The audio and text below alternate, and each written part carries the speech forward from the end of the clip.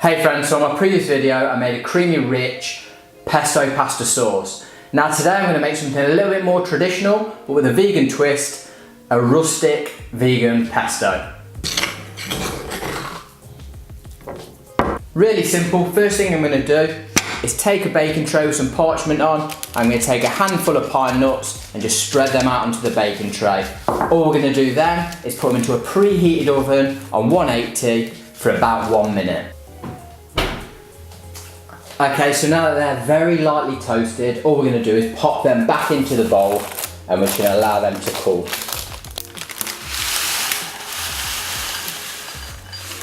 Next, we're going to take 1 clove of garlic and we're going to chop it really fine. Really simple to chop the clove of garlic. All you want to do, 1 firm bash like so, nip the end off, both sides, and then we're just going to peel the skin away from the garlic. Keeping your fingertips away from the blade, we're just going to chop really finely down the garlic like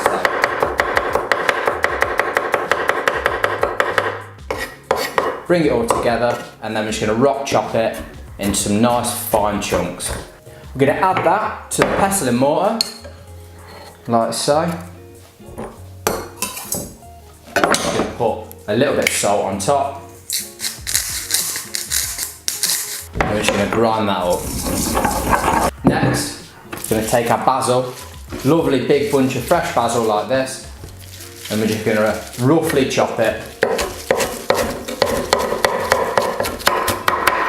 And then I'm going to add that to the pestle and mortar as well.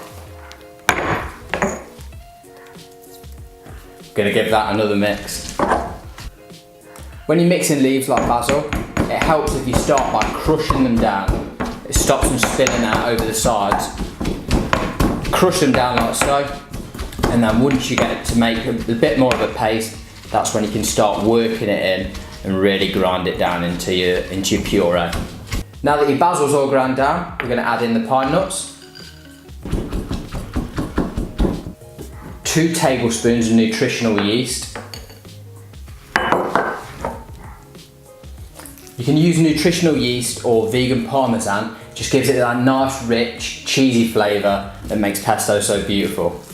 Now that's all combined nicely, we're going to transfer it over to a bowl, making sure that you get every little bit of this tasty goodness.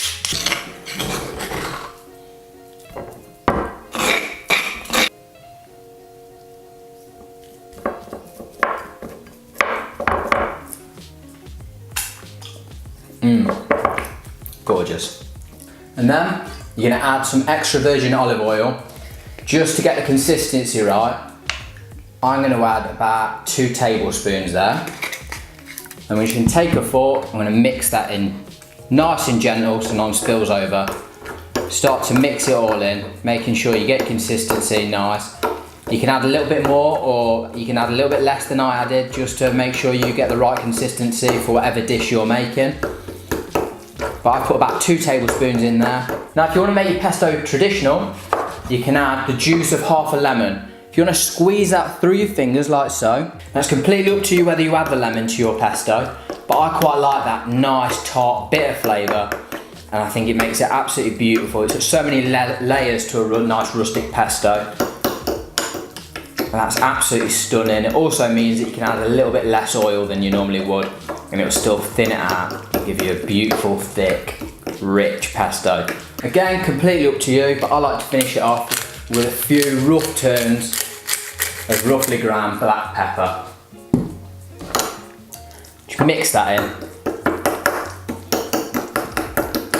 And there you have it. There's your traditional, rustic, vegan pesto. Absolutely perfect. Please like and subscribe. Try this recipe at home. I can't wait to see all your beautiful pictures and hear all about it. Leave me a comment, let me know. And until next time friends, be nice to each other and goodbye.